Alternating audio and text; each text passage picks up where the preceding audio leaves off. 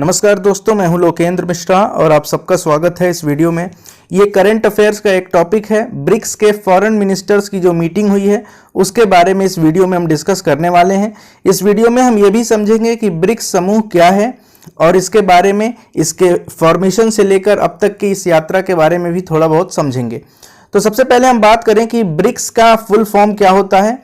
तो आप सबको पता होना चाहिए कि ब्रिक्स जो है ये 5 कंट्रीज का समूह है और इन पांचों कंट्रीज के पहले लेटर से ही ब्रिक्स बनाया गया। जैसे बी से हो गया ब्राजील, वैसे ही आर से रसिया, आई से इंडिया, सी से चाइना और एस से साउथ अफ्रीका।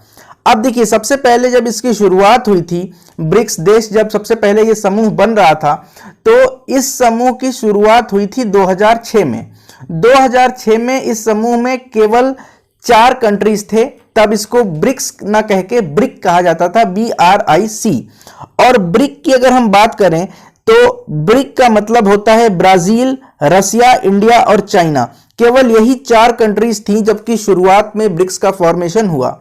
लेकिन 2009 में इसकी पहली मीटिंग हुई। 2006 में बनता है और इसकी पहली मीटिंग जो होती है वो 2009 में होती है, जून महीने में, येक्टेरिनबर्ग नाम के एक जगह पे। ये कब होती है? 2009 में। और 2010 में एक नया कंट्री इससे जुड़ता है और वो देश है South Africa. South Africa BRICS का पार्ट बनता है 2010 में और तब से इस ब्रिक को हम ब्रिक्स के नाम से जानने लगते हैं। अब ब्रिक्स में एक बैंक है, न्यू डेवलपमेंट बैंक। इसकी जब फॉर्मेशन हुआ था, इसका क्रिएशन हुआ था, तो भारत का इसमें काफी महत्वपूर्ण रोल था। 2019 के अगर आंकड़े की बात करें तो 2019 के आंकड़े के अनुसार पूरे विश्व के जीडीपी से, ग्लोबल जीडीपी में इन 5 देशों का यानी ब्रिक्स समूह का योगदान 33% का था। 33% शेयर था। ब्राजील, रसिया, इंडिया, चाइना और साउथ अफ्रीका को अगर मिला दें तो इनकी जीडीपी ग्लोबल जीडीपी का 33% था। ये तो ब्रिक्स के बारे में बात हो गई।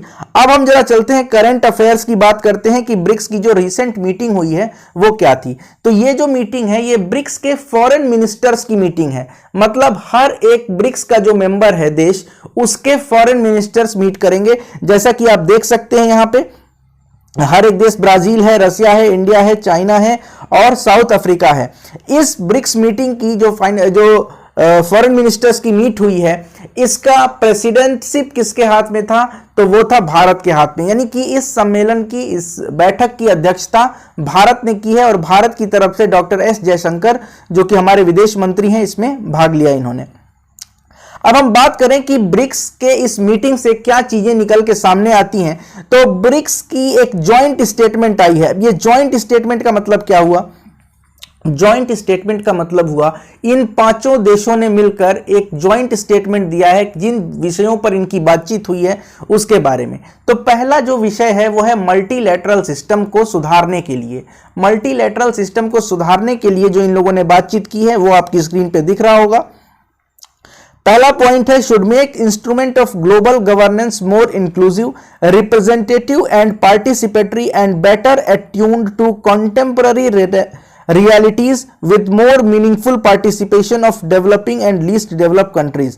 यानी कि ग्लोबल गवर्नेंस का मतलब होता है पूरे विश्व में जो गवर्नेंस सिस्टम है उसको कैसे इंक्लूसिव माने समावेशी कैसे बनाया जाए और उसमें रिप्रेजेंटेटिव्स जो हैं उनका पार्टिसिपेशन किस तरह से इंश्योर किया जाए। मल्टीलैटरल मतलब कि बहुपक्षीय हो गया ये।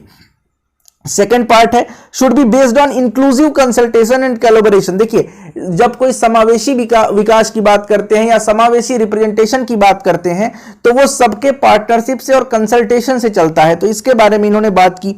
उसके बाद से यहां पे आप देख सकते हैं, आपकी स्क्रीन पे कुछ चीजें हैं। ये इंपॉर्टेंट पॉइंट था कि should use innovative and inclusive solutions including digital and technological tool. मतलब कि डिजिटल और टेक्नोलॉजिकल टूल जो है इसका यूज करना है इंक्लूसिव वे में सॉल्यूशंस निकालने के लिए, ताकि इनोवेटिव सॉल्यूशंस निकले किसी भी प्रॉब्लम का। नेक्स्ट था कि should strengthen capacity of individual states, एक एक इंडिविजुअल जो कंट्रीज हैं उनकी कैपेसिटी बिल्डिंग कैसे की जाए, इंटरनेशनल ऑर्गेनाइजेशन को कैसे बेटर बनाया जाए, इसके बारे में इन लोगों ने चर्चा किया। इसके साथ साथ इन लोगों ने किया कि इंटरनेशनल रीजनल पीस और सिक्योरिटी को बढ़ाया जाए, मतलब अंतरराष्ट्रीय लेवल पर भी किस तरह से सिक्योरिटी को बढ़ाया जाए, शांति किस तरह से स्थापित हो अंतरराष्ट्रीय लेवल पर भी और इंडिविजुअली रीजनल लेवल पे भी, स्टेट वाइज भी, करंट स्टेट का मतलब कंट्री वाइज भी। आगे बढ़ते हैं, यहां पे एस जयशंकर ने क्या कहा उसके बारे में हम बात कर लेते हैं, जो कि हमारे फॉरेन मिनिस्टर हैं। इन्होंने कहा over the years BRICS has evolved its own unique model of engagement that is based on consensus. Our collective endeavor is also to ensure that global decision making reflects contemporary realities। इनका ये पूरे कहने का मतलब क्या है कि BRICS जब से बना है तब से आज तक इसने नए नए यूनिक मॉडल निकाले हैं जिसके जो बेस्ड होते हैं कंसेंसस पे। कंसेंसस मतलब सारे लोग उस बात को माने, एक किसी के ऊपर कोई निर्णय थोप नहीं दिया जाए, बल्कि जितने भी उसके स्टेक होल्डर्स हैं, जितनी भी पार्टीज हैं, जितने भी कंट्री हैं, वो सब मिलकर कोई डिसीजन लें, इसके बारे में इन्होंने कहा है। आगे बढ़ते हैं, इन्होंने फिर कहा कि वी हैव आइडेंटिफाइड 4 की डिलीवरेबल्स फॉर आवर चेयरशिप। अब देखिए, इन्होंने 4 महत्वपूर्ण बातें कही हैं, 4 चीजों पर बेस्ड थी ये मीटिंग। पहली चीज थी कि reform on the multilateral system, जो बहुपक्षीय संबंध है, बहुपक्षीय जो ढांचा है, उसमें किस तरह से रिफॉर्म किया जाए, किस तरह से सुधार किया जाए, ये था।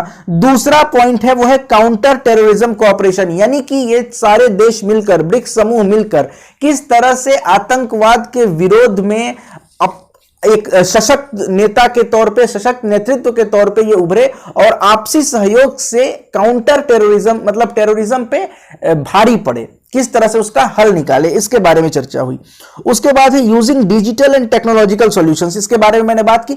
एसडीजीज का मतलब होता है sustainable development goal. Sustainable development goals को प्राप्त करने के लिए किस तरह से डिजिटल वर्ल्ड का यूज किया जाए और जो नई नई टेक्नोलॉजीज हैं उनका यूज किस तरह से ऐसे किया जाए कि सस्टेनेबल डेवलपमेंट गोल जो है, वो जो सतत विकास का लक्ष्य है, वो सारे देश प्राप्त कर सके। ठीक है, नेक्स्ट पॉइंट था and enhancing people to people cooperation, मतलब व्यक्ति से व्यक्ति का सहयोग किस तरह से बढ़े, पीपल टू पीपल कोऑपरेशन, ये ब्रिक्स समूह जो है इनका आपसी कोऑपरेशन। लेकिन देखिए, इतना आसान नहीं होता है किसी एक, मतलब जैसे अगर हम ब्रिक्स की बात कर ले, इस समूह के लिए इतना आसान सब कुछ।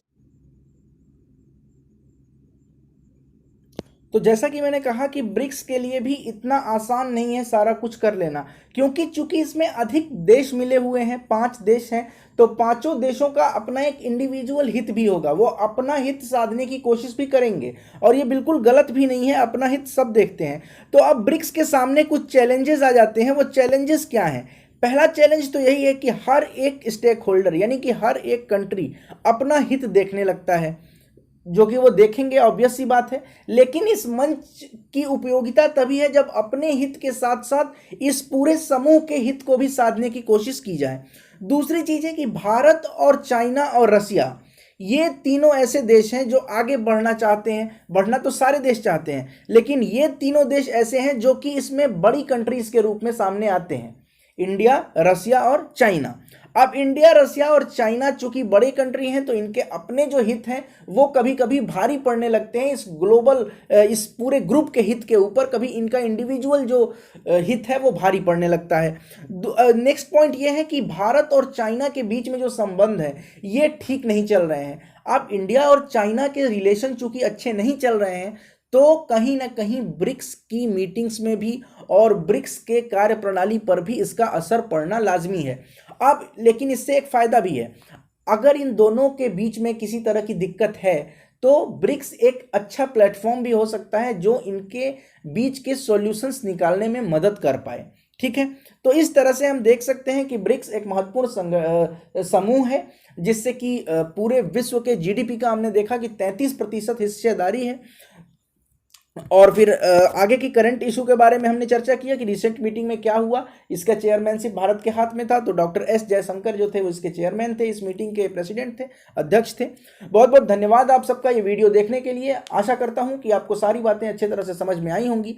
अगर अच्छा लगता है तो लाइक करें, कमेंट करें, शेयर करें। चैनल को अब तक सब्सक्राइब नहीं किया है तो चैनल को सब्सक्राइब कर लें, और इस पीपीटी को प्राप्त करने के लिए हमारे टेलीग्राम चैनल से जरूर जुड़ें। बहुत बहुत धन्यवाद। Thank you so much.